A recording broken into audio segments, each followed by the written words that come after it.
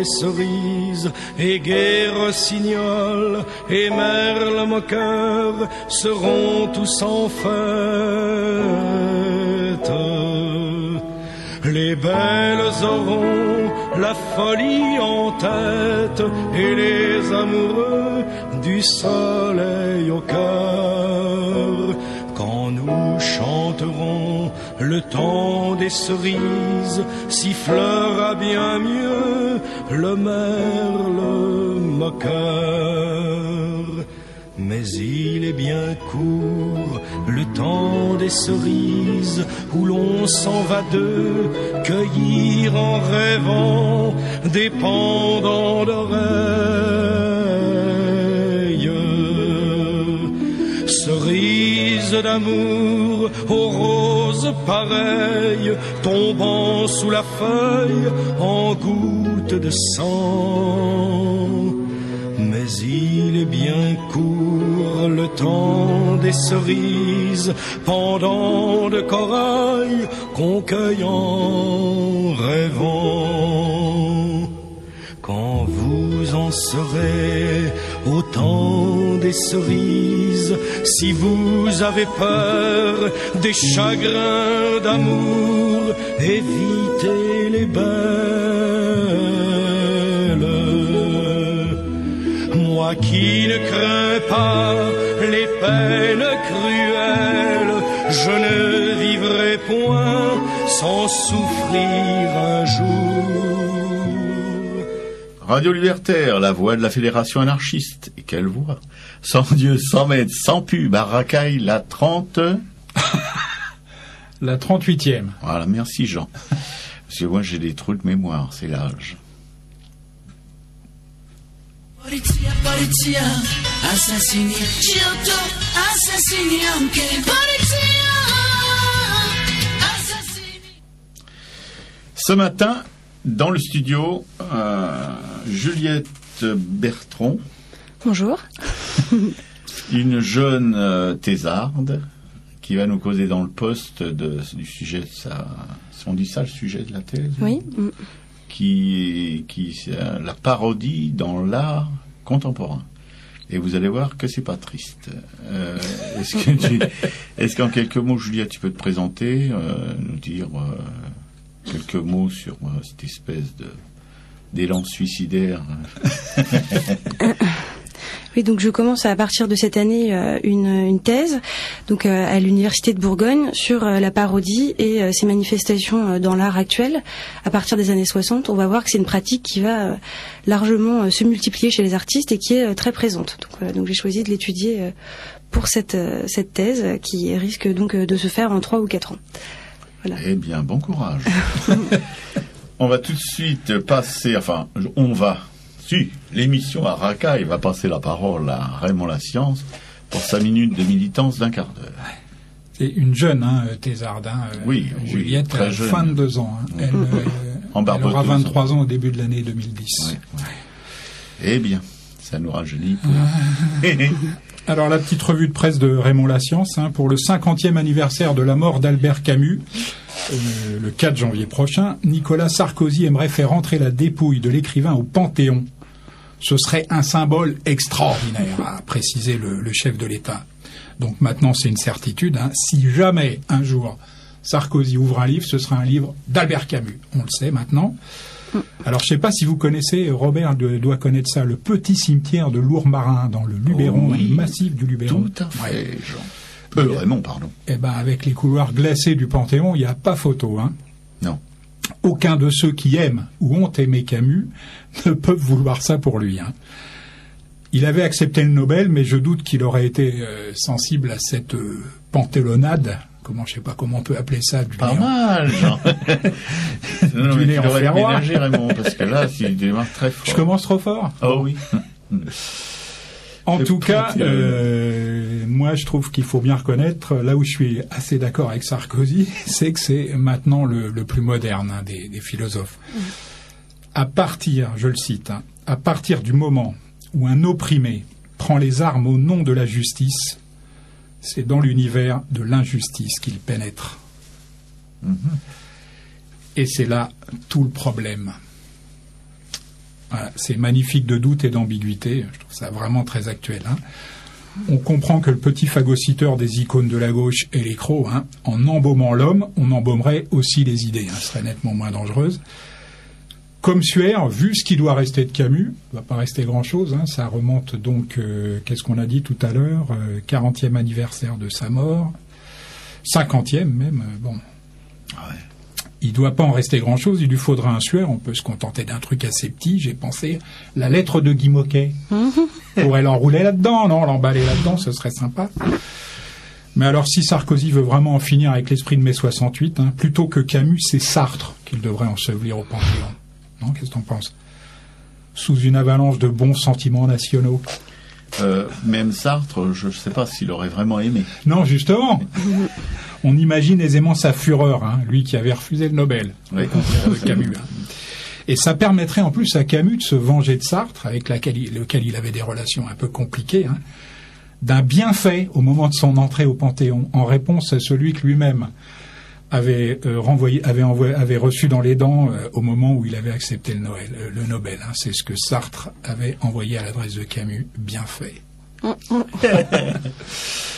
Quand tu seras toi-même nobelisable, attends-toi à recevoir de ma part un bienfait pour ta gueule. Bon, en tout cas, l'un ou l'autre, hein, de toute façon, il faudra penser à effacer la cigarette sur les photos. Hein.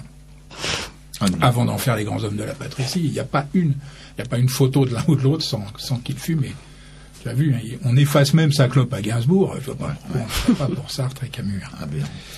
Atterrant. Le porte-parole de l'UMP, Frédéric Lefebvre, a écrit à Michel Platini pour lui demander l'introduction de la vidéo dans l'arbitrage des matchs de foot. Alors, on ne parle pas souvent des matchs de foot. Hein. Il va introduire une vidéo? Oui, Frédéric Lefebvre, tu vois qui c'est? Oui, Inénarrable, Frédéric. Ah bah dis donc. Moi, je vous avais prévenu que ce mec-là était cloné. Ouais. J'en ai la certitude, il est à peu près partout. Et puis, comme il débite les mêmes conneries dans tous les endroits où il se trouve, alors à quel clone on a affaire, hein, c'est ce que je disais, hein, l'Auguste ou le clone blanc, on ne sait jamais, mais bon. Plutôt l'Auguste, quand même. Moi, je trouve qu'il faut accorder la vidéo à Frédéric Lefebvre, s'il la demande. Mais il faut à tout prix éviter qu'il l'utilise pour lui-même. Parce que imaginez un instant qu'il soit confronté à son propre bêtisier, c'est la dépression postnatale assurée pour Frédéric Lefebvre. Et puis, après la présence de Sarkozy à Berlin, c'est la main de Thierry Henry qui a agité la blogosphère toute la semaine. Alors, on pourrait en profiter pour redéfinir les valeurs du sport et de l'olympisme, cher à Pierre de Coubertin. Hein. L'important n'est pas de participer, mais de gagner du pognon. Hein. D'ailleurs, à ce propos, si je peux me permettre, Raymond, je m'étais remis aux infos, et depuis cette histoire de main, j'ai coupé le robinet. T'as redécroché. Ah oui, j'ai redécroché. Ouais, tu t'es dit que t'avais rien perdu. Non. Alors Nicolas Sarkozy, ça c'est un peu plus ancien, s'est rendu dans la Drôme après avoir dévoilé un plan de 650 millions d'euros d'aide pour permettre à la filière agricole de sortir de la crise. Voilà, bon. Eh ben, vu qu'il bosse comme un chameau, hein, nul doute que la dromadaire. Non, qu'est-ce que t'en penses? Jean. Bref. Et alors. Non, et nous avons une invitée quand même qui vogue dans la stratégie. Oui, à un autre niveau, mais. On retombe de là-haut, ça va faire. Je me lâche en début d'émission, après on corrigera ça. Alors je cite, hein, de mémoire, la libre communication des pensées et des opinions est un des droits les plus précieux de l'homme. Tout citoyen peut donc parler, écrire, imprimer librement, sauf à répondre de l'abus de cette liberté dans les cas déterminés par la loi. Ça vous dit quelque chose? C'est Vichy Soir? Non, pas du tout. Oh là là. C'est l'article 11 de la Déclaration des droits de l'homme et du citoyen. Ah bon? Eh oui, c'est le document fondateur. Non, mais moi, ce qui me gêne, c'est les choses non. définies par la loi, tu vois. Parce que déjà, c'est une restriction à la liberté. Oui, mais ça protège de certaines dérives. Dérives, oui. Ah, d'accord. Et justement, j'aimerais, si j'en ai encore le temps, hein, si j'ai le temps, de revenir sur la polémique enclenchée par le législateur Éric Raoult. À propos de propos, oui, tenus par Marine Diaye, prix Goncourt 2009, hein, sur la France de Sarkozy. Et alors toi, je sais que tu en as parlé aussi sur ton blog. Voilà. Alors je voudrais vous raconter très rapidement une petite histoire vraie. En 1988, la garde rapprochée de Chirac a tout tenté pour faire élire son poulain. Je ne sais pas si vous vous souvenez, enfin, Juliette, c'est un petit elle était un petit peu jeune. Mais toi, tu t'en rappelles peut-être, en 1988, entre les deux tours, notamment de l'élection présidentielle, il y avait eu la grotte d'Ouvéa, la libération des otages du Liban et tout ça. Tu te rappelles, hein, ils ont tout essayé. Et bien, à cette époque épique, je bossais dans un studio de création graphique. Un beau matin, on voit débarquer un jeune député de Seine-Saint-Denis, fort sympathique, au demeurant. Il avait avec lui une grande et belle photo d'une manifestation d'ouvriers de chez Citroën. Les premiers rangs étaient, c'est un hasard, les premiers rangs étaient intégralement de la manif, étaient intégralement composés de citoyens issus de l'immigration, portant une immense banderole. Il nous demande d'effacer de la banderole le mot Citroën et de le remplacer par « Demain, avec Mitterrand, ils voteront ». C'est authentique ce que je raconte. Bon. Tout ça pour composer autour de la photo un tract destiné aux jeunes loups du RPR, mais anonyme, on ne sait jamais, avec tous ces gauchistes à la chancellerie. Le jeune et sémillant député nous dit qu'il repassera chercher son tract dans l'après-midi. Je prépare vite fait un agrandissement en mettant dans la banderole « La France aux Français de toutes les couleurs ». Et je l'accroche au mur en bonne place, au-dessus de ma table. On ne voit vraiment que ça quand on rentre en studio. Et en revenant de déjeuner avec le patron du studio l'après-midi, en début d'après-midi, la première chose qu'il voit, c'est ça. Et sa réaction m'a stupéfié. Il a éclaté de rire. Vous imaginez la gueule du patron à côté, lui il était vert. Mais le jeune député, lui, il a éclaté de rire. Puis il se dirige vers moi et il me dit « J'adore, j'aime beaucoup ce que vous faites. Mais vous savez pas à qui j'ai affaire. » On les appelle les jeunes loups du RPR, ce sont plutôt des enragés. Alors, d'accord avec vous, mais moi, il me faut du son pour calmer mon troupeau d'ânes. Alors, vous me le faites, ce tract, ou pas? Alors, moi, j'étais indépendant dans ce studio, donc j'ai refusé obstinément de faire le tract. Malgré la gueule du patron, il pouvait aller se faire mettre. On m'aurait obligé à faire ça, je serais parti de toute façon. Mais il a obligé quelqu'un d'autre, une fille en plus, qui avait des idées très à gauche, mais qui, elle, était salariée. Le patron l'a obligée à faire le tract. Elle s'est exécutée en pleurant. C'était quelque chose que je n'oublierai jamais. Voilà. Et en partant, et en rigolant, il est venu chercher son tract dans l'après-midi, il est venu me serrer la main. Voilà. C'était Éric Raoult, à l'époque, jeune député de Seine-Saint-Denis. Salut Éric. Tu te rappelles de moi? Foiré. Allez, c'est tout pour aujourd'hui et à la semaine prochaine. Merci Raymond de conclure avec cette édifiante histoire. Je pense qu'il ne s'est pas bonifié en vieillissant. Ton pote. Non, mais c'est un professionnel de la politique. Il n'a aucune conviction, ce type-là. C'est une chance dans la vie. Oui, d'avoir aucune conviction, ça permet de marcher sur tout le monde. Je pense que le Parlement est café de ces espèces de turlurons. Mais voilà, très sympathique. Oui. non, mais réellement, c'est ça qui est terrible. Non, j'arrive pas. Je l'ai vu à la télé, il y a quelques jours, quand je regardais encore les infos. Il m'a pas paru vraiment sympathique, mais bon. Plutôt une tête de maquignon que... Il l'était, mais 88, ça fait un bail. Combien ça fait plus de 20 ans. Voilà. Donc, tu vois, pas besoin d'être enrégimenté et militant pour agir, Jean. Tu sais qui te posait la question hier sur ton militantisme. Voilà.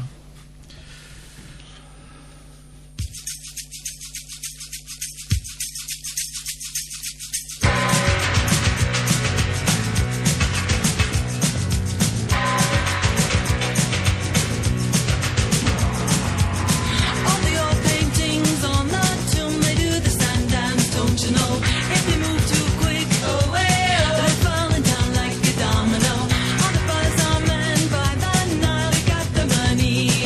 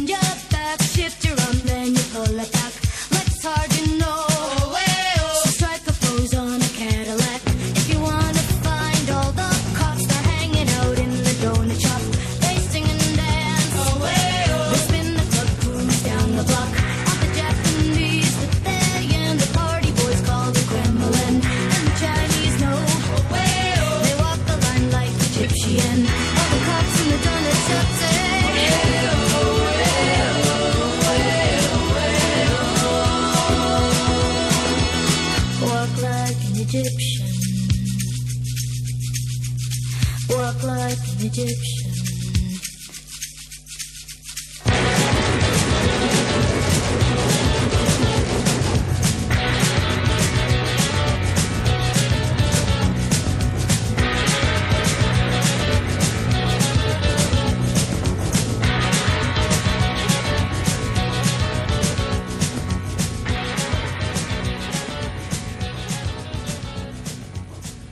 Radio Libertaire, la voix de la Fédération anarchiste, toujours sans Dieu, sans maître et sans pub, ça change pas, c'est la seule chose qui change pas dans notre belle société. À Racaille, la 38e, c'est bien ça, oui, avec comme invité ce matin une jeune étudiante en histoire de l'art, ce qui est assez inusité par les temps qui courent. On préfère choisir Polytechnique ou Centrale ou les hautes études commerciales, je pense que ça s'appelle comme ça, HEC. Oui. Ouais, HEC. Et surtout pour tous les glandeurs, la fac de droit. Il y en a même qui restent assez longtemps avant de décrocher leur licence. Enfin, on passera dessus. Bon. Juliette, est-ce que tu peux nous causer dans le poste de ce que nous avons évoqué hors micro tout à l'heure, c'est-à-dire nous expliquer la parodie dans l'art contemporain? Qu'est-ce que c'est que ce truc? Est-ce que c'est... Enfin, moi, j'ai tout compris. Bizarrement, alors exceptionnellement, en quelques minutes hors micro, et j'espère que les auditeurs seront aussi performants que moi après une heure d'explication. Oui. Donc je travaille donc sur la parodie et je vais commencer par définir qu'est-ce que ce genre, parce que il est surtout étudié comme genre littéraire. En fait, on n'en parle pas beaucoup dans les écrits d'histoire de l'art parce que c'est un genre qui est souvent dévalorisé, qui est vu comme une sorte de chose un peu comique et sans réelle valeur, alors qu'en vérité c'est un genre qui est très exploité par les artistes et notamment à partir des années 60. Donc les artistes sur lesquels j'ai décidé de m'attarder. Donc moi je me suis appuyée sur une définition qui est issue surtout du domaine littéraire, qui définit la parodie donc comme une reprise d'une œuvre antérieure qui subit une transformation dans un but comique, satirique ou ludique. Et du coup, donc, je me suis intéressée à pourquoi est-ce que les artistes, face à cette multiplicité, face à cette multitude d'images auxquelles ils ont affaire en histoire de l'art, choisissent parfois de reprendre ces images et de les faire leurs, finalement, de se les approprier et dans leur création. Donc, du coup, j'aborde ce genre de la parodie à travers plusieurs points. Par exemple, l'usage du comique, puisqu'on peut voir que la plupart des artistes qui détournent les œuvres les utilisent aussi dans un but ludique pour s'amuser avec, finalement. Donc il y a plusieurs procédés qui sont utilisés, comme les anachronismes. Par exemple, on va utiliser une œuvre plus ancienne et on montre sa confrontation avec une actualité pour créer justement cet effet de rire aussi. Et donc il y a beaucoup de procédés comme ça qui sont utilisés. Il y a énormément d'ironie dans l'utilisation de ces images. Donc je trouve ça intéressant aussi de voir comment est-ce que finalement la parodie a à voir avec une forme d'humour, mais aussi à voir avec une forme de subversion, puisqu'en s'attaquant à des œuvres anciennes, il y a aussi un désir de rompre avec une tradition picturale, de se confronter à des images. Donc c'est ce que j'expliquais tout à l'heure, c'est que c'est aussi une forme de reprise de la tradition de la copie, puisque les artistes depuis finalement même l'âge classique se confrontent aux artistes anciens en les copiant et en marquant à chaque fois aussi leurs différences. C'est-à-dire que même dans la copie classique, il y a à la fois reprise et distance et différenciation. Donc ça c'est très intéressant. Et dans la parodie, c'est encore plus marqué puisqu'il y a un désir justement de recul, de confrontation et de rire qui crée justement cette distance. Et cet aspect subversif, donc il va se montrer par rapport à une tradition justement artistique, mais aussi par rapport aux institutions, puisque la plupart des artistes qui utilisent la parodie le font souvent aussi dans un but politique. Donc on peut donner par exemple l'exemple justement du groupe des Malassis, qui est un groupe d'artistes qui par exemple entre 1974 et 1975 vont réaliser, c'est une commande officielle puisque c'est une commande donc pour un centre commercial vers Grenoble, on va leur commander justement de faire les façades de ce centre commercial. Et eux ils vont détourner justement cette demande officielle et ils vont faire quelque chose d'extrêmement subversif et de très critique. Donc ils vont appeler 11 variations sur le radeau de la Méduse ou la dérive de la société. Donc sur les murs de cette commune justement, ils vont réutiliser ce symbole du radeau de la Méduse et donc ils vont le confronter à des éléments un peu plus grotesques comme des éléments de la nourriture par exemple, puisque le plus connu c'est tout le radeau de la Méduse sur un énorme steak entouré de frites. Donc on a un côté justement très très grossier, très kitsch, où il joue volontairement du mauvais goût avec des couleurs un peu acidulées. Et on voit bien donc que à travers ces fresques, il y a une réelle critique de la société de consommation. C'est le but de ce comité d'artistes. Et ils utilisent eux la parodie d'une part pour créer un effet justement très subversif, pour montrer une opposition à une institution, mais aussi dans une forme d'hommage par rapport au tableau de Géricault, puisque Géricault lui-même, quand il fait le radeau de la Méduse, c'est aussi une critique de la société, c'est aussi une opposition par rapport au pouvoir en place, puisque donc il reprend un fait historique et il s'en sert pour justement une dénonciation politique. Donc les artistes, les Malassis, se mettent à la fois en continuité par rapport à l'œuvre qu'ils reprennent et en même temps en opposition, puisque justement ils jouent visuellement de cette œuvre, qu'ils dénaturent, qu'ils sapent. En fait, il y a toujours ce travail de sape, de critique, où finalement l'œuvre aussi elle est banalisée un peu par cet usage récurrent. Donc je trouve que cette œuvre-là permet bien de montrer différents enjeux de la parodie et aussi son paradoxe, puisqu'elle est toujours à la fois nostalgie, conservative, enfin c'est très conservateur aussi la parodie, puisque c'est toujours s'inscrire dans une histoire, reprendre des œuvres, les faire revivre finalement, donc montrer aussi une forme d'héritage et en même temps se distancier, critiquer, montrer sa différence. Donc il y a toujours ce paradoxe qui fait de la parodie justement un genre très riche et qui permet aux artistes de traiter de grands thèmes avec toujours cette ambiguïté qui est permanente dans la parodie. Donc, voilà. D'accord. Non, mais enfin pour moi c'est bien expliqué, puisque il me semble que je comprends. Et je suis pas vraiment une flèche pour ce genre de débat. Merci Juliette. Jean, Je me rappelle très bien des Malassis parce qu'en fait, j'étais en première année aux Arts Déco de Strasbourg quand ce projet a été monté et ça nous avait scotché dans la classe. De voir le début du travail sur Grenoble. Après, on a eu la visite de Cueco, qui était un des membres des Malassis, et j'étais assez déçu par le discours. Je l'avais trouvé assez maladroit, mais bon. En tout cas, les variations autour du radeau de la Méduse, c'était fort. Ouais, ça a été très critiqué. D'ailleurs, je crois que maintenant, ça y est plus, en fait. Ils ont repeint par-dessus. Ouais. Mais les gens de Grenoble n'ont pas du tout aimé. Ils ont repeint par-dessus. Oui, je crois que ça y est plus. Normalement, c'est une œuvre d'art. On peut pas la détruire comme ça. C'est curieux, ça. Il y a toujours des gens pour détruire. Ouais. Oui, non, mais si tu veux, regarde Tu peux en laisser certains sur les colonnes de Buren. Avec l'assentiment des artistes, oui, mais sans l'assentiment des artistes, normalement, c'est pas possible. Je sais pas, il faudrait. Ouais. C'est peut-être par rapport au centre commercial aussi qu'eux, ils avaient peut-être des droits particuliers, je sais pas. Non, le droit des artistes dans ce cas-là, la pérennité d'une œuvre, elle prend le pas sur toutes les considérations commerciales ou politiques. Ouais.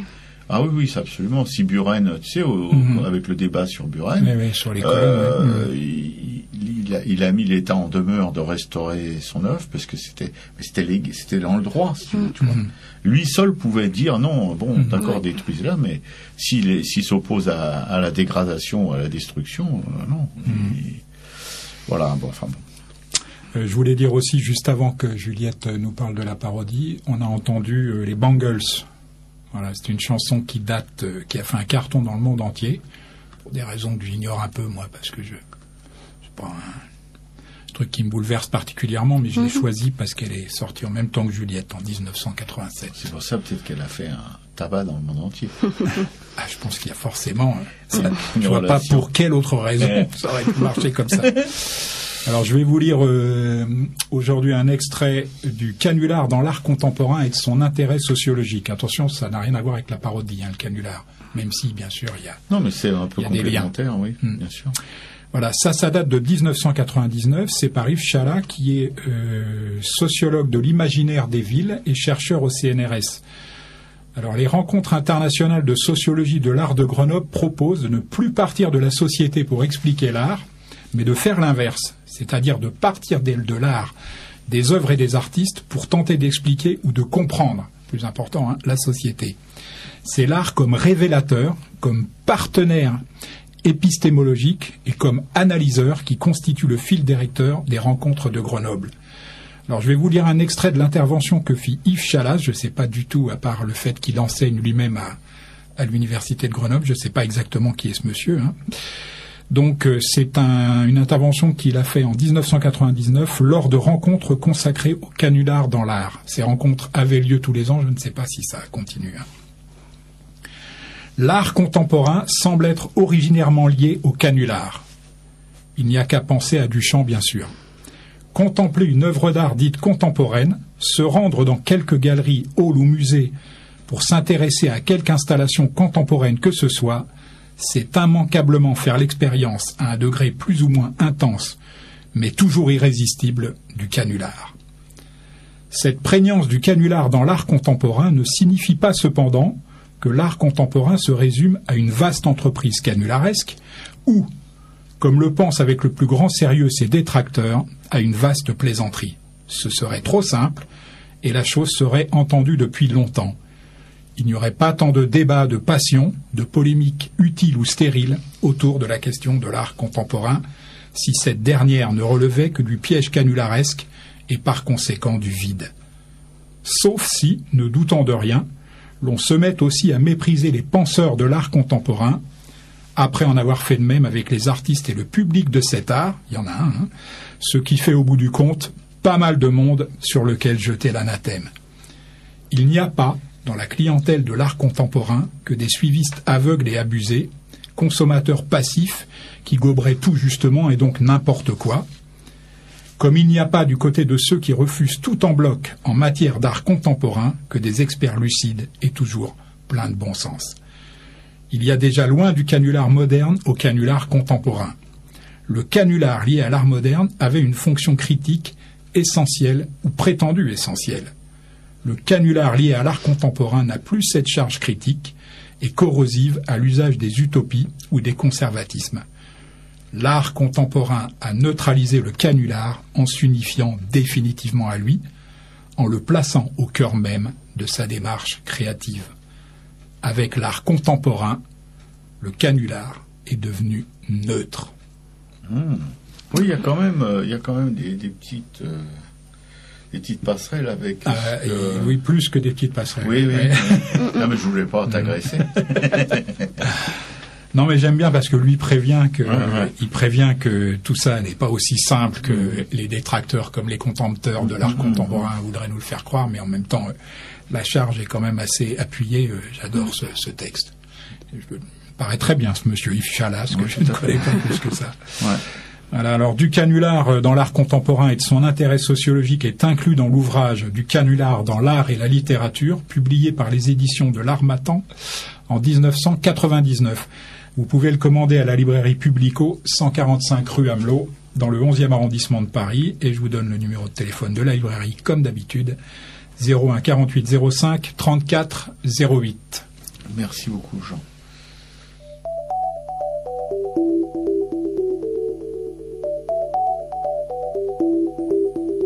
Natacha. Depuis que j'ai quitté Paris, je pense beaucoup à toi. Et le soir, quand je m'endors dans le noir, je vois ton visage. Natacha, moi je reste attaché à ta douce personne, ma tendre, ma mignonne, ma Natiusha, moi. Bien sûr, on ne s'est pas toujours bien compris, et les malentendus ont eu raison de nous. Alors, je prends la route, je m'en vais si loin, mais pas pour oublier ces moments inouïs que j'ai passés avec toi. Natacha, moi je reste attaché à ta douce personne, ma tendre, ma mignonne, ma Natiusha, moi. Bien sûr, on aurait pu faire durer les choses, mais c'eût été un peu artificiel. Et puis tu sais, ça nous aurait mené à des situations que des personnes subtiles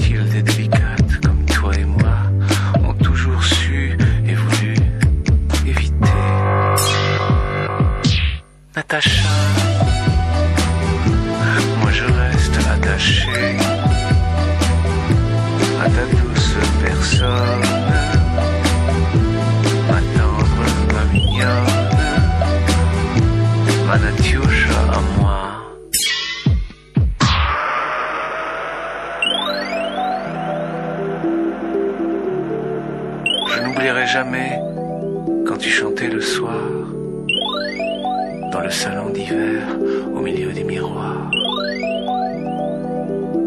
Ta voix qui résonnait dans toute la maison, mais surtout dans mon cœur. Natacha,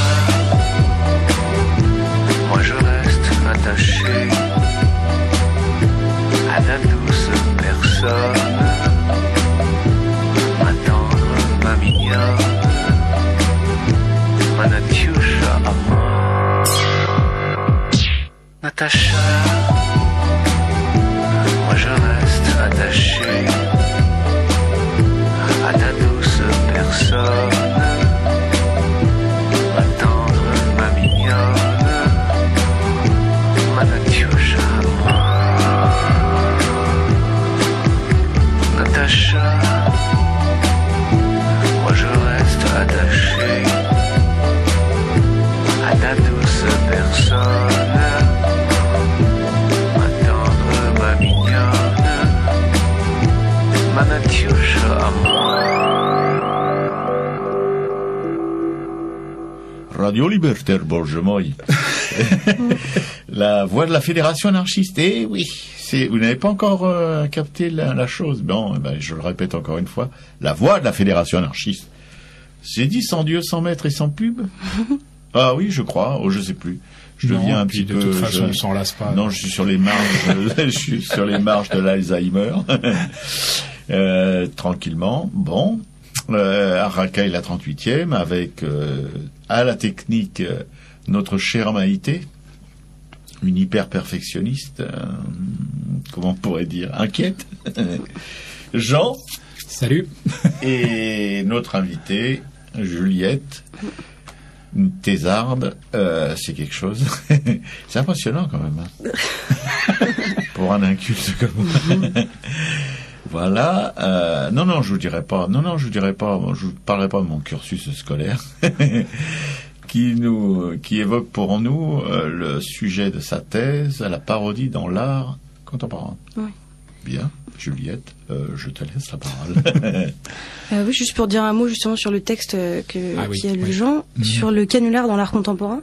C'est vrai que c'est intéressant parce que la parodie participe un peu de ce canular, dans le sens où c'est une sorte d'humour permanent qui est aussi un peu finalement codifié, puisque c'est assez habituel de voir la parodie. C'est un jeu qui va se répéter en permanence, puisque chez énormément d'artistes on va retrouver ça. Donc il y a une forme de répétition.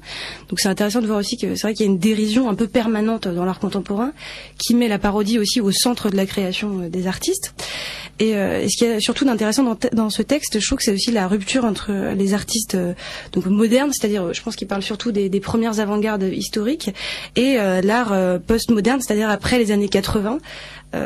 Qui sont plutôt actuels par rapport à l'écriture de ce texte, où justement on a une forme aussi d'utopie des révolutions encore qui est présente dans le canular chez Dada, chez le surréalisme. À la fois c'est un jeu ludique, et en même temps il y a vraiment une volonté aussi de réformer l'art, de se moquer, d'être subversif, alors qu'actuellement en fait ce dont il parle quand il dit que le canular est devenu neutre, c'est aussi l'officialisation de ce canular, puisque la plupart des artistes justement qui sont officiels, qui vendent leurs œuvres les mieux cotés dans le marché de l'art, sont justement des sortes de plaisanteries, des fausses œuvres subversives, dans le sens où dans quelle mesure on peut encore être subversif dès lors qu'on est subventionné, qu'on représente la tendance principale de l'art contemporain. Donc je trouve que c'est là que cette phrase-là est très intéressante. Le canular est devenu neutre. Je trouve que c'est assez significatif de la situation actuelle justement des artistes qui font aussi de l'humour dans l'art.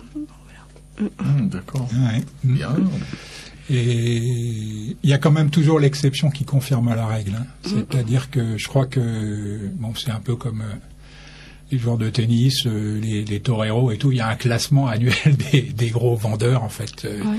Et je crois que l'artiste contemporain qui se vend le mieux, c'est Lucian Freud quand même. C'est de la vraie peinture tripative qui a à peu près toutes les qualités. Hein. Je crois que Robert sera d'accord. Il y a toujours une exception pour confirmer la règle, mais c'est vrai que pour les autres, derrière, on est dans le canular neutre pour la plupart. C'est sûr que c'est pas une tendance sur tous les artistes, mais c'est une tendance qui existe quand même chez de nombreux artistes et qu'on peut constater dans les ventes aussi, quoi. Et la parodie, tu fais ta thèse sur la parodie actuelle, Oui. contemporaine. Et est-ce que tu, dans ton travail de thèse, tu débordes un peu t'anticipes un peu sur la peinture ou l'art de demain? Non, pas particulièrement. Enfin, il y a pas mal d'artistes aussi. Il y a des œuvres dont je traite qui datent des années 2000, donc qui sont quand même très très récentes. Et après, les artistes continuent de créer. Par exemple, un artiste comme Yasumasa Morimura, qui est un artiste japonais, lui, il fait que de la parodie depuis les années 80, et il continue. Et les œuvres qui sortent maintenant sont encore de la parodie. Donc c'est quand même toujours actif. Donc je travaille pas seulement sur des œuvres que j'estime achevées, parce qu'il y a beaucoup d'œuvres aussi sur lesquelles il n'y a pas encore eu d'écrit, et les artistes continuent de créer des parodies. Mais après, sur la parodie de demain, je sais pas quelle place elle aura, mais en tout cas c'est sûr qu'à partir des années 80 il y a énormément de parodies. Après je sais pas combien de temps ça va durer, mais pour l'instant c'est très présent. Et est-ce qu'on parodie la parodie? Ah oui, alors ça justement c'est très intéressant parce qu'il y a des œuvres qui sont énormément reprises, et par exemple quelqu'un comme Picasso qui lui faisait pas du tout de la parodie mais quand même de la citation. Quand il reprend les Ménines de Velázquez, justement c'est les Ménines de Picasso qui vont être largement reprises par les parodistes. Donc ça c'est intéressant de voir qu'elles réapparaissent tout le temps. Donc tous les artistes en fait qui se confrontent aux œuvres anciennes vont eux aussi être repris en permanence. Donc il y a comme Duchamp par exemple aussi. Là la Joconde de Duchamp à moustache, là elle a chaud au cul, lui il va être très repris aussi par les autres artistes. C'est des artistes comme Duchamp, comme Picasso qui ont déjà travaillé sur la reprise d'images, qui vont être largement parodiés. Donc ça, c'est vrai que c'est... Et d'un point de vue plastique, en parodiant la parodie qui est parodiée par les parodistes, à la fin, ça doit probablement aboutir à une œuvre complètement, qui n'a plus rien à voir avec l'œuvre initiale parodiée. Méconnaissable, quoi. Méconnaissable, ou une vraie recréation. C'est toujours reconnaissable, parce que justement, le but de la parodie, c'est aussi d'être une citation. Donc, ça doit être immédiat, on doit reconnaître la confrontation entre deux univers, l'univers du parodier et l'univers du parodiste, qui doivent être comme superposés, en fait. Ouais. Mais c'est vrai que souvent, il y a des fois, il y a même juste un détail qui apparaît, donc c'est sûr que ça évolue, puisque chacun met sa patte aussi. Mais quand même, il y a une reconnaissance de l'œuvre ancienne qui est toujours visible. Pourtant, dans les quelques reproductions que j'ai pu regarder avant l'émission, déjà, moi, ça fait un travail dans ma tête, donc probablement que ce que j'ai vu, c'est plus du tout ce que j'ai dans la tête. Parce que ma tête parodie aussi. Mais il semblait qu'il y avait des parodies qui étaient vraiment... Pour les reconnaître, il faut être initié, quoi. Oui, c'est ça, en fait, qui fait de la parodie aussi une pratique qui est souvent dénoncée aussi comme élitiste, un peu. Dans le sens où c'est des communautés aussi de référence. Donc il y a aussi un jeu de complicité qui se crée avec le spectateur là-dessus, puisque justement, on fait partie de la même communauté culturelle, on reconnaît les images.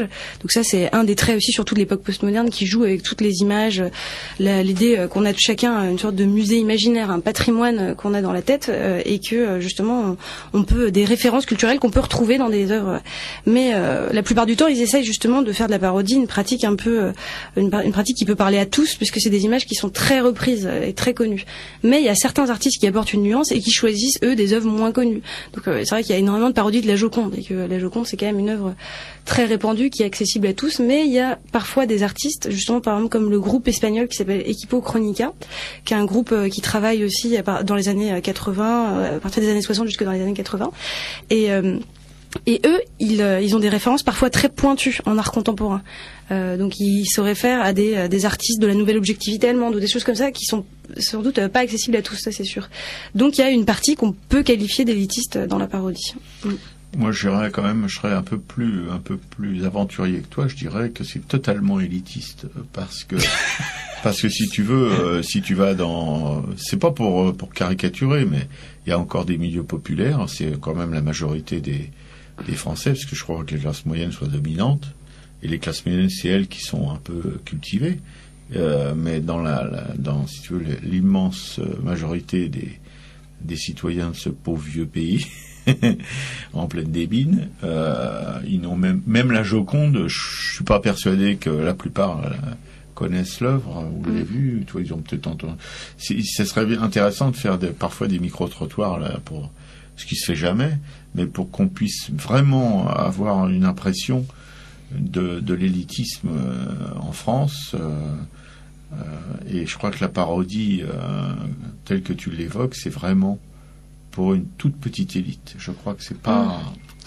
En fait, c'est justement, ça fait partie aussi d'un des paradoxes de la parodie, c'est qu'à la fois c'est aussi une culture qui se revendique comme populaire. Par exemple, justement sur les murs du centre commercial dont je parlais tout à l'heure, ils ont interrogé par exemple les gens qui allaient au centre commercial, et les gens quand même reconnaissaient, même s'ils savaient pas mettre un nom sur l'image de Géricault, ils savaient il a utilisé un tableau ancien et il l'a confronté à des éléments et c'est une critique, et donc même s'il n'y a pas de reconnaissance très précise, on voit même le décalage entre les différents. On voit que c'est une œuvre ancienne et une œuvre nouvelle. Souvent, ça se voit, cette confrontation. Donc, c'est là où, oui, je pense qu'il y a une partie élitiste, mais il y a aussi une partie qui se veut justement un peu de contredire un peu justement l'histoire de l'art, l'officialisation des œuvres, et qui est plus dans ce cas-là proche, parce que la tradition de la parodie, en tout cas, c'est les rires populaires. Donc ça, c'est sûr que c'est un des paradoxes encore. Mais l'élitisme, il commence dès le second degré. Je dirais même qu'il commence. Je crois pas qu'il faille trop s'en préoccuper, en fait. Il commence même dès l'humour. Oui, bien sûr, oui, tout à fait. Oui, il n'y a pas plus culturel que l'humour. Donc, est-ce qu'il faut s'interdire l'humour à partir du moment où... Non, mais l'humour aussi, il est élitiste. Il y a un humour qu'on pourrait qualifier d'élitiste, et puis un humour populaire. Enfin, il y a quand même des degrés aussi, des variations infinies dans l'humour. Et est-ce que tu crois, mais là je veux pas perturber ton énoncé, mais est-ce que tu crois est-ce qu'il y a eu déjà des tentatives de parodier par exemple des gens comme Boltanski, des gens comme Messager, des gens comme Niki de Saint-Phal, des gens comme des artistes vraiment très très contemporains, ou des installationnistes? Est-ce que tu penses que, parce que Boltanski fait des installations, est-ce que tu crois que là aussi on peut parodier, là aussi, oui, probablement. Je pense que c'est possible. Après, les œuvres de Boltanski, je pense, elles sont très actuelles, c'est vrai. Donc du coup, je sais pas s'il y a encore vraiment de parodies qui sont faites. Peut-être il y a un artiste dans son coin qui fait des parodies de Boltanski. En tout cas, moi je le connais pas, c'est sûr.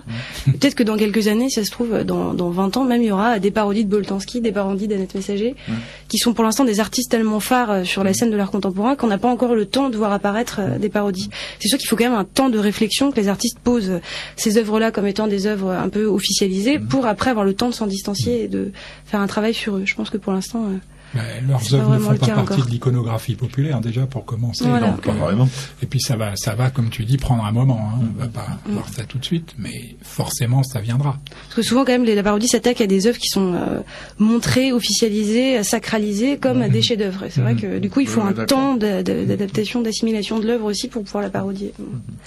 Oui, il faut... Voilà, c'est ça. C'est le mot chef-d'œuvre que je retiens dans ce que tu viens d'évoquer. Oui, il faut que ce soit reconnu comme des chefs-d'œuvre pour pouvoir... Que la parodie fonctionne. Ouais. D'accord.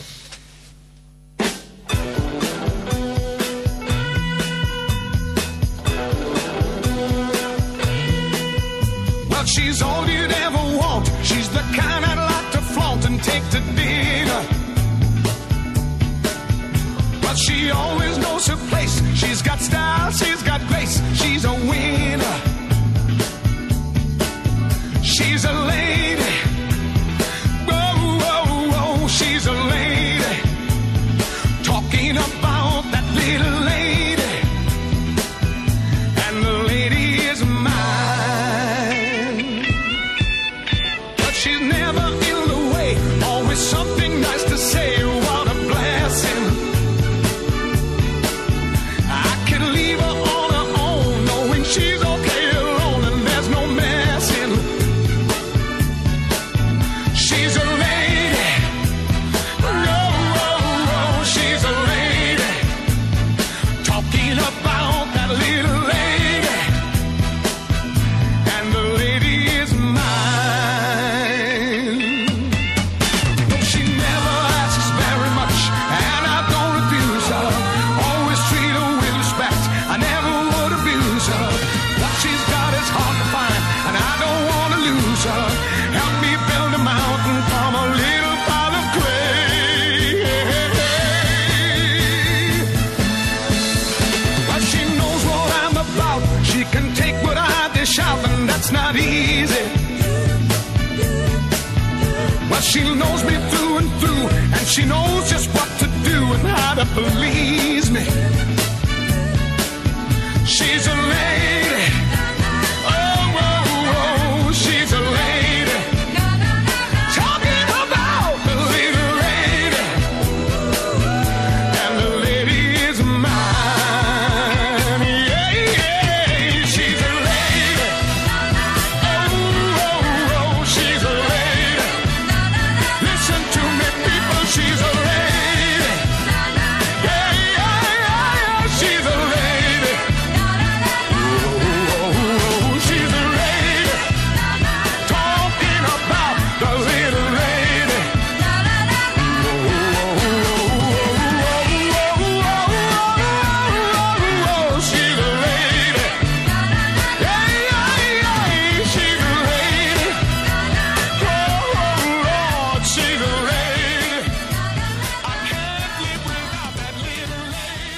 libertaire, la voix de la Fédération anarchiste, c'est Jean qui me fait rire.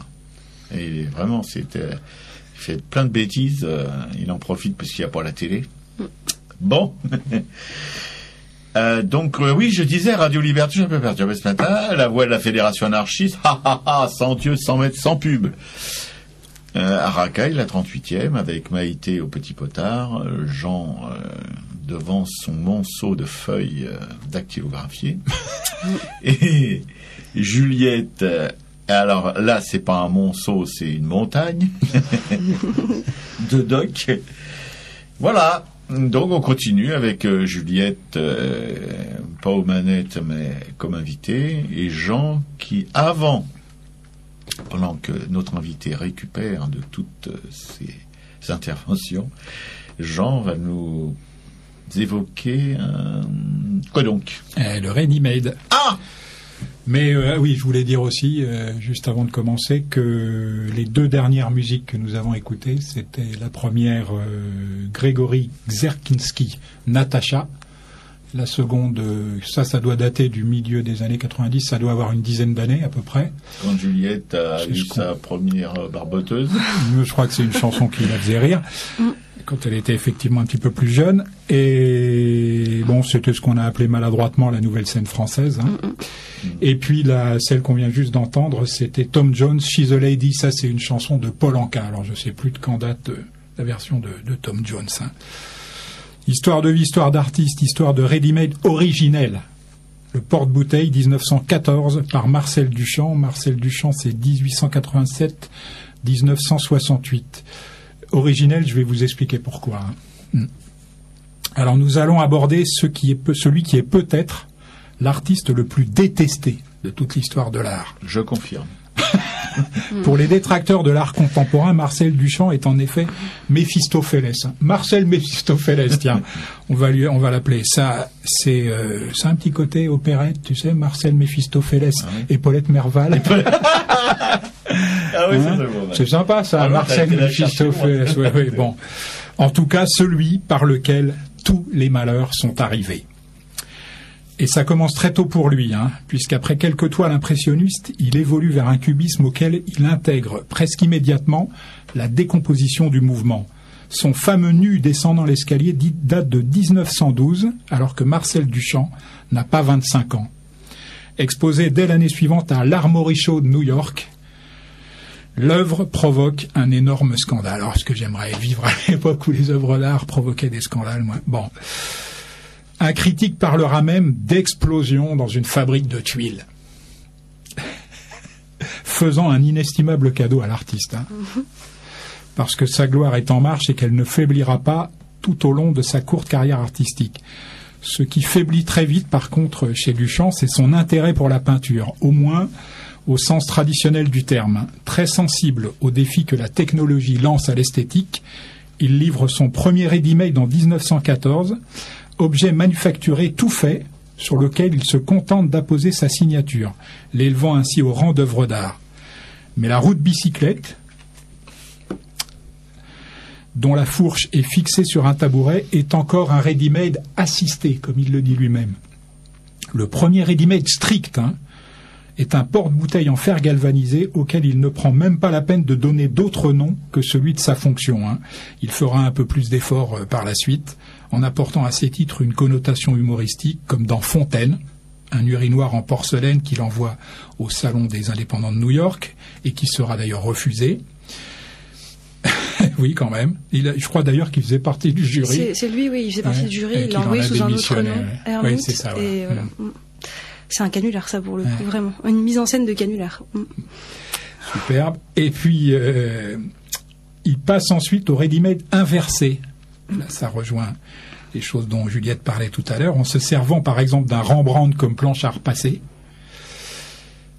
Plus que la mondialement célèbre LHO au cul, une reproduction de la Joconde simplement affublée d'une paire de moustaches, c'est Apollinaire, une image assez naïve d'une petite fille occupée à peindre les montants de son lit, vous voyez à quoi je fais allusion, qui signe à mes yeux la distance sarcastique dont Duchamp ne se départira jamais. C'est tout bonnement une réinterprétation du thème récurrent chez nombre d'artistes du peintre devant son chevalet. et un glissement de l'image ready-made vers un comportement ready-made, puisqu'on peut y lire que peindre un meuble, c'est toujours peindre. Moi, c'est comme ça que j'interprète ça. Marcel Duchamp considérait sans doute avoir fait ainsi le tour de la question, dans la mesure où, à part quelques ready-made réchauffés, que j'oserais qualifier de réchauffés, il se consacrera presque exclusivement dès 1925 au jeu d'échecs en professionnel. Alors, je mettrai sur le blog de l'émission le porte-bouteille, qui date de 1914 et qui est donc le premier ready-made strict. Voilà, je rappelle l'adresse http://arakai.blogspot.com. Merci Jean. Je voudrais revenir à propos, c'est toujours pareil, je suis un peu resituer les choses du scandale que peuvent provoquer les œuvres d'art. Encore une fois, je crois qu'elles provoquent un scandale dans un milieu tellement petit que, tu vois, il y a une disproportion quand on parle de ces choses-là entre le nombre de gens scandalisés qui est en fin de compte très petit, très peu, et l'immense majorité de nos contemporains qui n'en entendent même pas parler. Oh, il y a quand même eu, mais enfin c'est peut-être une fausse polémique, l'installation de Chef Koun, prononcé Chef Koun, à la Sarkozy, à Versailles, ici, quand même, on peut, mais pour moi c'est une fausse polémique, mais bon, on a quand même eu une certaine médiatisation, disons. Plus qu'à l'époque de Marcel Duchamp. Quand on parle de scandale, c'est vraiment un scandale de l'histoire de l'art, dans le cercle de l'histoire de l'art. C'était vraiment déjà, pour aller à l'Art Morichaud, il n'y a que certaines personnes qui y allaient, et c'est dans le milieu de l'art, des courants cubistes, que ça a fait scandale. Mais c'est vrai que c'est toujours pareil. Dès qu'on parle de scandale en histoire de l'art, c'est vraiment dans le monde de l'histoire de l'art. Que moi, je suis un peu déformé parce qu'il n'y a pas grand-chose d'autre qui excite mes papilles. Donc bon. Non mais ça, je suis contente que Juliette resitue un peu les choses. Non, c'est vrai que c'est super important. Ouais, ben oui. De le dire. Oui, c'est super important parce que si tu veux, je suppose que la plupart des gens qui nous écoutent, même s'ils sont 4 ou 5, ils doivent faire partie de cette majorité de nos contemporains qui passent à l'écart de ces scandales dans l'histoire de l'art. Voilà. Bien. Et donc, le ready-made, alors, il y a la passerelle avec la parodie, elle est évidente, mais... Oui, surtout pour le LHOQ, où là vraiment il reprend une œuvre d'art, il se l'approprie, et il y a un détournement. Donc là on voit en plus le jeu du travestissement qui est très présent aussi dans la parodie, puisque c'est donc le jeu d'inversement des sexes, parce que là il lui rajoute justement une moustache. Donc on a donc ce comique qui est assez évident. Puis il y a aussi l'idée que l'image maintenant est un outil qu'on peut réutilisable à foison, puisque lui quand il fait ça c'est aussi une réflexion sur la reproduction de l'image, qui maintenant est considérée comme un ready-made, parce que elle peut être sous plusieurs formes, elle peut être diffusée comme ça sous des formes reproduites. Donc voilà. Puis il y a aussi un jeu très intéressant sur l'appropriation, parce que plus tard, mais j'ai pas la date, Marcel Duchamp lui va réutiliser la Joconde pour une invitation pour une de ses expositions. Il va juste mettre la Joconde, il va dire LHOQ rasé. Donc il y a vraiment il réutilise lui-même encore la Joconde. Donc là c'est vraiment l'appropriation totale, puisqu'il estime que la Joconde est sa propre œuvre dès lors qu'il en a déjà fait une version. Voilà, ça c'est. Oui, donc sur la parodie, oui, il y a un lien, c'est sûr. Déjà lui, il est un des précurseurs aussi de cette parodie toute le temps présente dans le XXe siècle. Voilà. Bien. Okay. Est-ce que tu peux poursuivre sur cette brillante intervention? Sur la parodie. Oui, donc là, ce dont j'ai pas encore parlé sur la parodie, c'est aussi la part réflexive de cette pratique, puisque dès lors qu'on reprend une œuvre ancienne et qu'on s'en resserre, on réfléchit aussi sur les moyens de création artistique. Donc il y a beaucoup d'artistes qui s'en servent pour réaliser une forme de mise en abîme, de réflexion sur la façon dont ils créent. Donc il y a souvent, par exemple, les outils de l'artiste qui peuvent apparaître dans la toile, ou une sorte de justement de miroir sur comment créer et comment justement avec quels moyens. Et c'est par exemple le sujet de la peinture par exemple de Marcel Rey, sur laquelle j'ai surtout travaillé en master 1, mais qui continue de m'intéresser, puisque lui j'étudiais surtout le rapport au maquillage, entre sa peinture et le maquillage. Donc comment est-ce qu'il montrait par la parodie, puisque lui il a fait une série qui s'appelle Made in Japan dans le début des années 1960, où il reprend des reproductions d'œuvres d'art, surtout de Ingres, de Tintoret ou de Crana. et il les reprend, il les repeint avec des couleurs fluorescentes, il colle des petits éléments dessus, des éléments en plastique, et il y a justement l'idée que la peinture est montrée dans son artifice de création. Donc justement avec cette couleur qui est étalée comme un phare, comme un maquillage, où on reprend justement cette thématique du maquillage dans l'art qui est vue comme mise en abîme de l'artiste qui modifie la réalité, qui la maquille, donc c'est tout l'artifice de la création artistique qui est montré, et ça c'est présent dans de très nombreuses parodies où il y a un aspect très théâtral, très mise en scène qui est montré. Par exemple, dans beaucoup de parodistes, des photographes qui reproduisent des tableaux en photographie. Là, il y a l'aspect théâtral qui est vraiment souligné, qui est montré. Là, l'art est une fiction. C'est dès qu'on crée une œuvre d'art, on crée quelque chose d'artificiel. C'est au cœur aussi de la parodie. Je voulais en parler aussi. Bien sûr. Martial Reiss, il a accompagné le mouvement des nouveaux réalistes, non? Oui, au tout début mais ça n'a pas duré très longtemps. Il signe le premier manifeste du nouveau réalisme, mais très vite il s'en détache parce que c'est un artiste qui revendique aussi son indépendance par rapport à tous les mouvements. Et donc voilà. Donc lui, ensuite, très vite, il allait travailler aux États-Unis. Et après, en 1968, il s'est engagé politiquement. Il est revenu en France et après, il a revendiqué aussi l'indépendance en permanence de son œuvre. Il y a un côté un peu pop d'ailleurs, son travail. Oui, dans les années 60, oui, il est assimilé au pop art surtout. Lui, ce qui l'intéressait, c'était plus le pop art que le nouveau réalisme. D'accord. Bien.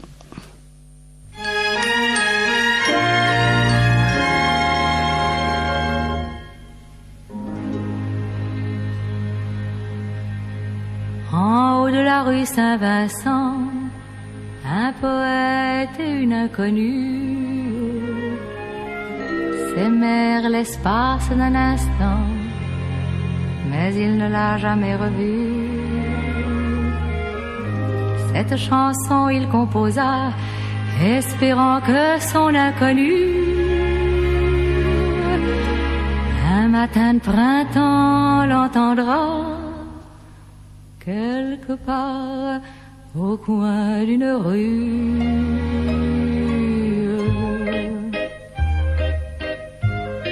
La lune trop blême pose un diadème sur tes cheveux roux. La lune trop rousse de gloire éclabousse ton jupon plein de trous. La lune trop pâle caresse l'opale de tes yeux blasés. Princesse de la rue, sois la bienvenue dans mon cœur blessé. Les escaliers de la butte sont durs aux miséreux. Les ailes des moulins protègent les amoureux. Petite monigote, je sens ta menotte qui cherche ma main. Je sens ta poitrine et ta taille fine, j'oublie mon chagrin. Je sens sur ta lèvre une odeur de fièvre, de gosse mal nourri. Et sous ta caresse, je sens une ivresse qui m'anéantit. Les escaliers de la butte sont durs aux miséreux. Les ailes des moulins protègent les amoureux. Mais voilà qu'il flotte, la lune se trotte, la princesse aussi. Sous le ciel sans lune, je pleure à la brune, mon rêve évanoui.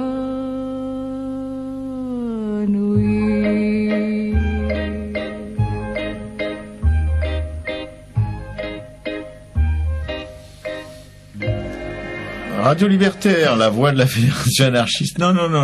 Jean a tout fait pour me faire pleurer, mais heureusement, il y a eu c'est pas passé loin. Hein. C'est pas passé loin.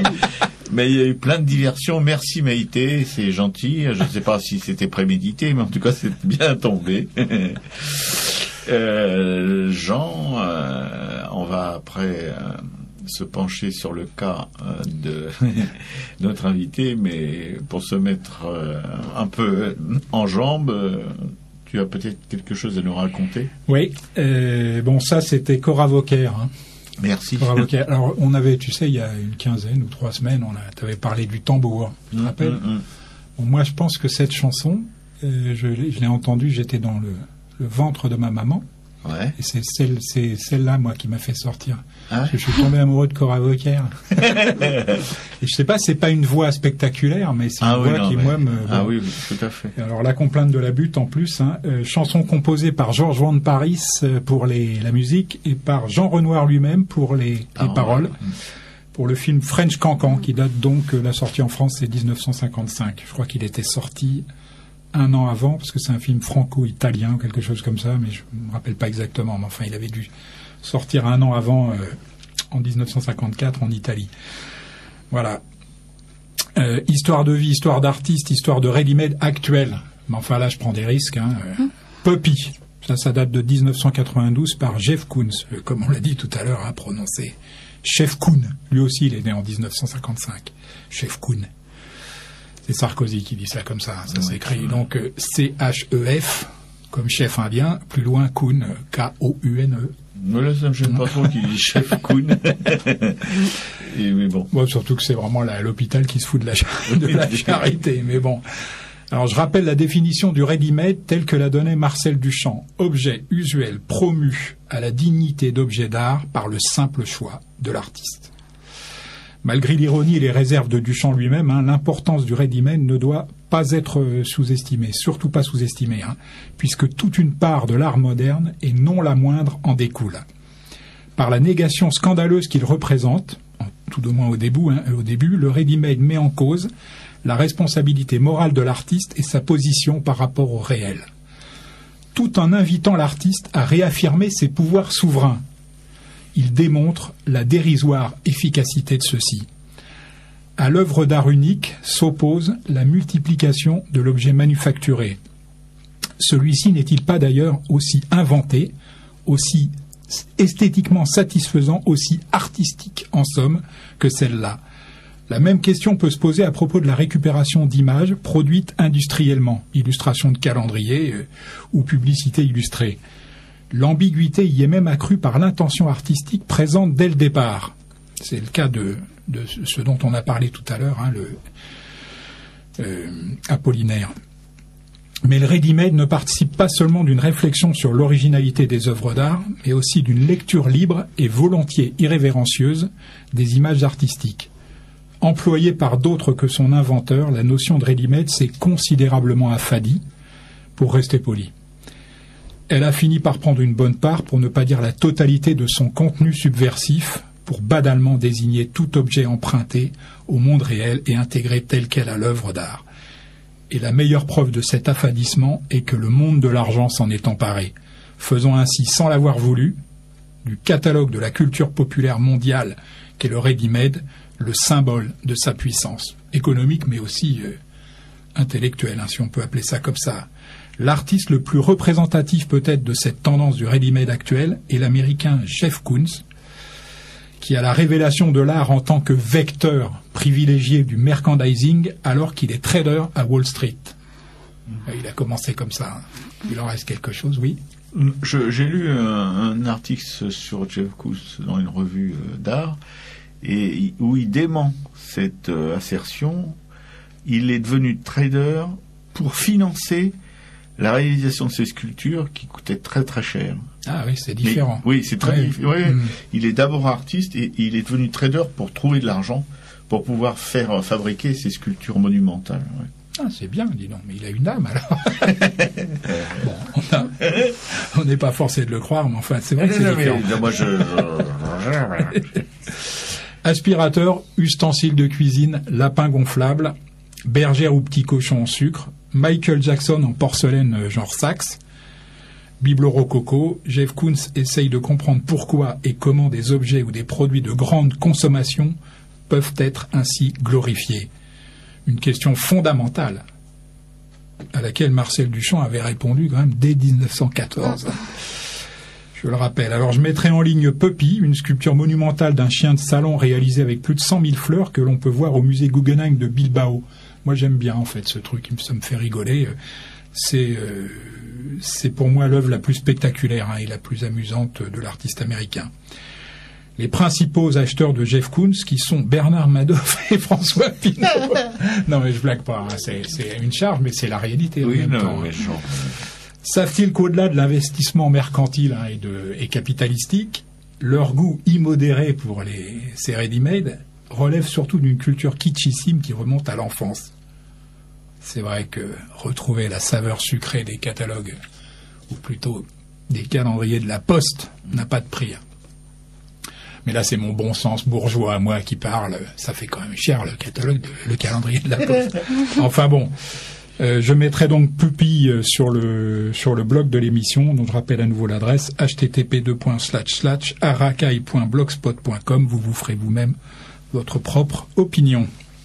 Merci Jean. Bon, Juliette. Oui, juste sur le rapport entre justement Jeff Koons et Marcel Duchamp. C'est vrai que c'est intéressant de voir que Jeff Koons il se met un peu dans cette tradition, alors que Marcel Duchamp, dès qu'il a réalisé ses ready-made, il estime pas que c'est une fin en soi. Il pense pas que l'art maintenant doit être ready-made, quoi. À partir du moment où il les a faits, il pense qu'il a porté un coup à l'art justement et que maintenant il peut arrêter toute création artistique, puisque lui après il se consacre aux échecs comme tu l'as dit tout à l'heure. Du coup c'est intéressant de voir que finalement il a engrangé tout un système de l'art qui va se développer après lui, alors que lui-même il estime que à partir du moment où il a fait ça, il n'y a plus besoin de retravailler dessus, c'est fini. Donc c'est intéressant de voir ça. Et aussi sur la différence qui est quand même importante entre Jeff Koons et Marcel Duchamp, c'est que justement une sculpture comme Puppy, c'est pas une œuvre manufacturée, même si ça reprend justement une imagerie qui est déjà présente, une imagerie populaire. C'est quand même lui qui la commande, qui l'a fait créer. C'est quelque chose de monumental. Et en plus, un des aspects fondamentaux du ready-made, c'est qu'il y a qui est censé avoir aucun critère esthétique au choix de l'objet. Enfin, en tout cas, c'est ce que Marcel Duchamp dit. Après, il y a plusieurs personnes qui ont trouvé que l'urinoir, c'était quelque chose plutôt de grotesque, donc il y a quand même un choix de mauvais goût désiré, ou que le porte-bouteille, finalement, c'est assez élégant, donc ça peut être un choix esthétique. Mais lui, en tout cas, il nie cette présence de bon ou de mauvais goût, alors que Jeff Koons choisit volontairement le mauvais goût pour provoquer aussi, pour créer aussi une culture du kitsch. Voilà. Oui, moi je pense que ça va même jusqu'à créer une clientèle sciemment, si tu veux. Et puis le côté monumental, je pense que ça comble un manque. Je me laisse pas impressionner par ça, même si je trouve ça très efficace sur le plan de l'émotion que ça peut procurer. Alors je vais pas aller jusqu'à dire que ce manque c'est le vide, tu vois, mais en tout cas pour moi ça comble un manque. Le côté monumental, il remplace un manque de profondeur en tout cas. Oui. Non, mais vous pouvez remarquer que Jean, vraiment, était très... Quand il est une bonne foi indestructible... Ouais, non, mais j'aime bien ce que Juliette évoque à propos de Duchamp, c'est-à-dire il a posé ces objets manufacturés, et puis après, ciao, il les a laissés là, il n'en a pas fait... une espèce d'exploitation comme Jeff Koons. Ouais, c'est dommage d'ailleurs qu'on puisse pas savoir ce qu'il aurait pensé, quoi. Ça fait tellement longtemps. Il aurait été intéressé. J'aurais aimé voir sa critique de la. Moi, je trouve que Duchamp, il y a une vraie démarche artistique, même un peu idéaliste, d'une certaine manière. Oui, alors je l'ai toujours perçu comme ça. Oui. Exactement. Ouais, dans plusieurs entretiens, il dénonce lui l'aspect commercial de l'art qui vient après. Même si lui, il pratique plus, il a quand même un recul critique et il dit que justement cette dimension commerciale de l'artiste, qui est plus un artiste mais un entrepreneur, lui déjà on trouve les prémices d'une critique. Donc je pense que s'il avait vu ce que fait Jeff Koons, il aurait continué sa critique à mon avis, parce que justement il dénonce l'origine justement de cet aspect entrepreneur de l'artiste. Donc à mon avis. Et toi Juliette, comme dans ton travail, comment tu reçois l'art commercial d'un Jeff Koons ou d'un autre de ses condisciples contemporains? Est-ce que la notion de fric dans l'art, à ce point-là en tout cas, qu'est-ce que ça te fait réagir comment? Moi, je pense que c'est une réflexion aussi sur l'art d'aller jusqu'à ce point-là. Donc, je trouve ça intéressant, mais je pense que ça restera pas dans l'histoire de l'art. Je pense que c'est une histoire aussi d'argent et de marché de l'art. Et je trouve qu'il est trop tôt encore parce que actuellement, on officialise tout de suite les grandes œuvres, on voit pas ce qui se fait à côté. Et je pense qu'il faut le recul de l'histoire de l'art. Mais on le voit même dans le 19e. D'ailleurs, les œuvres qui étaient à l'époque montrées dans les salons officiels sont pas celles qu'on retient maintenant comme les plus intéressantes finalement. Donc, je pense que Jeff Koons, malgré l'aspect avant-garde que ça peut représenter, en fait, c'est l'art officiel d'aujourd'hui. Donc, je pense que c'est difficile de se positionner pour l'instant sur cette œuvre parce que il en produit énormément, que c'est à la mode aussi, donc c'est compliqué de juger. D'accord. Voilà. Badaboum. Ouais, non, mais de toute façon, c'est exactement le ton de cette émission. Hein. Oui. Exactement le ton de cette émission. On se garde bien de prendre position sur... Enfin. Jean, non, mais un petit peu aujourd'hui pour que ça, pour que ce soit un petit peu plus chaud, un petit peu plus intéressant. Mais en fait, non, mais l'honnêteté m'oblige à dire que je n'en sais rien. C'est rien de ce qui restera de ça. D'accord. Et puis il y a des fois où ça m'amuse, ça m'intéresse plus ou moins. Bon. Okay.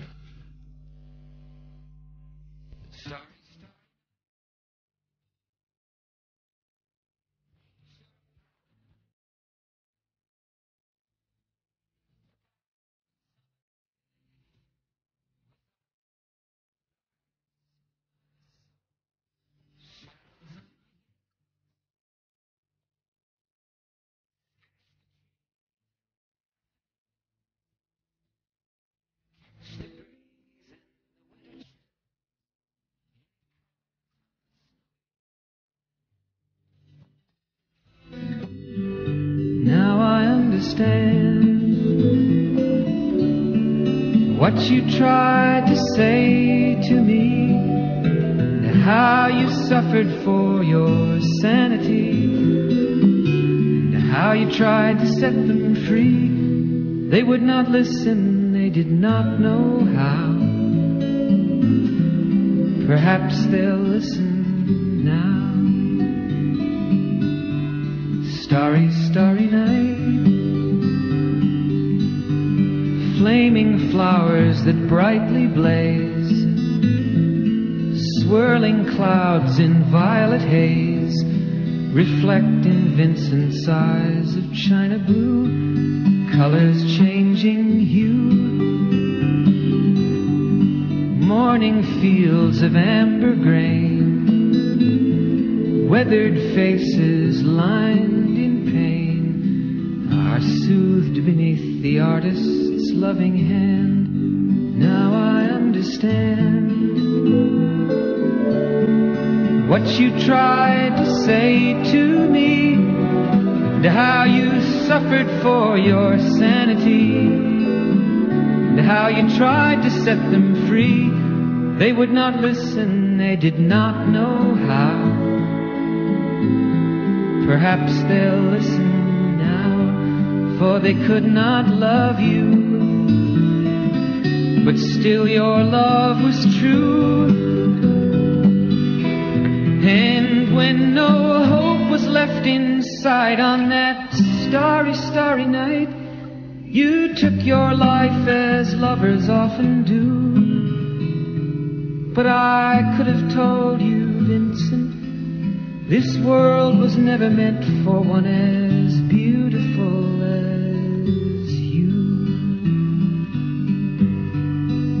starry, starry night,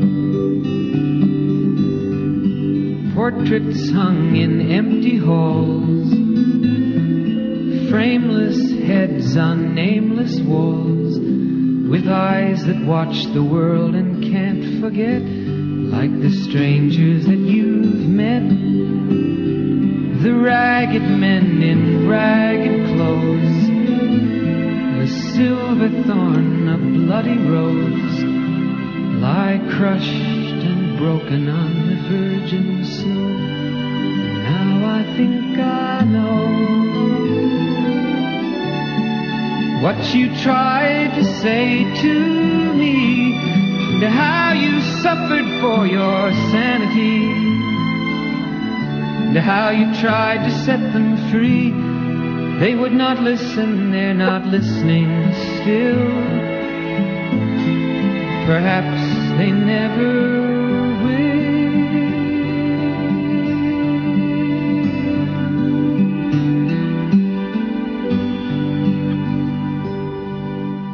Radio Libertaire, la voix de la Fédération anarchiste, sans Dieu, sans maître, sans publicité. Seigneur Jésus. À Racaille, la 38. Bon, je vais le faire, avec à la régie Maïté, qui, avec ses petites pattes de poule, manipule les petits potards. Jean, qui nous instruit tous les jeudis. J'espère que vous en êtes conscients. Tous les jeudis. Ah non, c'est les jeudis, c'est l'école, et c'est le patronage et tout ça. J'arrive pas à m'en détacher. Mais Robert, il y en a qu'un. Et Juliette, qui, elle aussi, elle nous permet de naviguer un peu plus haut que les chaussures des forces de l'ordre. Oh, j'ai été mis dangereusement.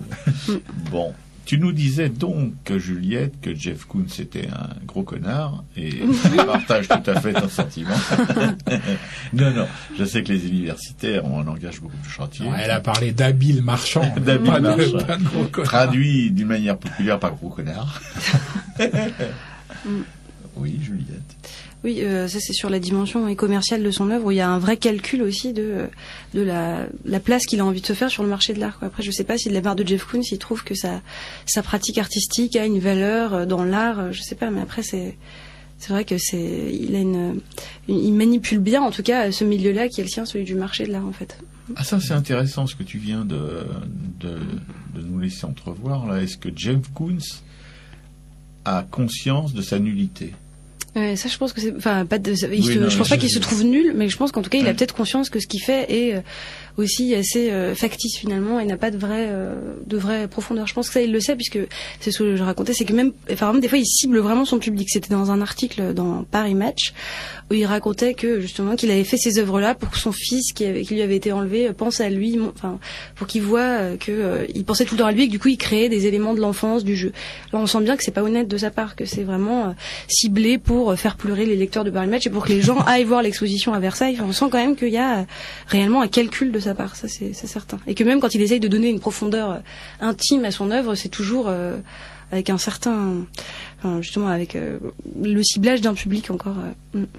Et quand on parle de parodie dans l'art contemporain, qui est le sujet de ta thèse, est-ce que les artistes parodistes, enfin en tout cas ceux qui parodient des œuvres d'art consacrés, comme tu le disais tout à l'heure, par l'histoire de l'art, est-ce que ces gens-là ont aussi dans leur démarche une arrière-pensée commerciale? Est-ce que ça rentre, on va faire une parodie d'une parodie de Picasso par exemple, parce que derrière il y a le nom de Picasso et que ça peut être intéressant pour les collectionneurs, donc on peut comme ça, peut-être gagner un peu plus de thunes. Qu'est-ce qu'il y a? Ça, c'est justement une des critiques qui est souvent adressée à la parodie, c'est de se cacher derrière l'œuvre de quelqu'un qui est déjà officialisé, déjà sacralisé, pour se mettre derrière, en fait, ce nom-là, se cacher derrière, et ça permet justement d'accéder plus facilement à la popularité, au succès. Mais il y a beaucoup d'artistes, en tout cas, qui font de la parodie, qui sont pas spécialement des artistes commerciaux. Justement, on l'a vu par exemple avec le groupe des Malassis, où il n'y avait pas un vrai but financier à leurs œuvres. Ils n'ont jamais cherché à vendre absolument leurs œuvres. C'était pas vraiment ça la démarche. Mais après, c'est sûr qu'il y a aussi une mode de la parodie, et là, on rentre forcément dans le marché de l'art. Mais après, je sais pas si justement cette critique de la parodie, elle est vraiment valable. J'ai pas l'impression, en regardant les œuvres des parodistes, qu'il y ait une volonté de se mettre directement dans l'héritage de Van Gogh, justement, pour reprendre, pour essayer de mieux vendre. Ça, j'ai pas l'impression que ce soit vrai. Mais après, de la part des acheteurs, je sais pas. Est-ce que ça joue? Ça, je me rends pas compte. Mais... Bien. Si tu devais donner une conclusion à cet entretien aussi, comment est-ce que tu vas, toi, quand tu vas dans une galerie, dans un musée, une expo, quel est pourquoi tu vas voir telle expo plutôt que telle expo? Est-ce que ta sensibilité demande avec ta culture artistique? Est-ce que c'est quelque chose de déterminant dans tes choix artistiques? Sans culture artistique, est-ce que tu pourrais est-ce que les gens qui n'ont pas qui ne font pas des études comme tu les fais, qui sortent pas d'un milieu comme le milieu dont tu es issu, peuvent regarder les œuvres d'art comme tu les regardes, les ressentir comme tu les ressens. Ça, après, c'est plutôt du domaine de la sociologie de voir l'influence du milieu sur la façon dont on reçoit les œuvres d'art. Mais après, je pense qu'il y a une grande différence entre comprendre l'œuvre, la recevoir, être ému par une œuvre, ou essayer de l'analyser avec des critères de l'histoire de l'art. Je pense que c'est vraiment deux choses très distinctes. Et même moi, quand je fais de l'histoire de l'art, dans la pratique de l'histoire de l'art, il y a forcément une réception directe de l'œuvre, il y a forcément une émotion, mais parfois il faut la mettre à distance aussi pour travailler dessus. C'est-à-dire qu'il y a des œuvres, justement, dans un corpus comme sur la parodie, il y a des œuvres qui forcément m'ont touché, me parlent directement, que j'apprécie, mais il y a aussi des œuvres qui me parlent pas spécialement, mais qui sont intéressantes à analyser. Je pense que là, il y a une vraie différence. Et même quand je vais dans une exposition, il y a le parcours de l'exposition, qu'est-ce que ça en dit, comment c'est présenté, donc ça c'est plutôt le regard de l'histoire de l'art. Et après, il y a des œuvres qui, moi, vont me parler, vont me toucher, et des fois, on peut même pas expliquer pourquoi. Je pense que c'est vraiment deux domaines différents. Même si l'émotion devant l'art, moi, m'a mené à faire de l'histoire de l'art. Mais je pense que c'est pas forcément. Enfin, je pense qu'il y a des historiens d'art qui n'ont pas forcément une belle émotion artistique.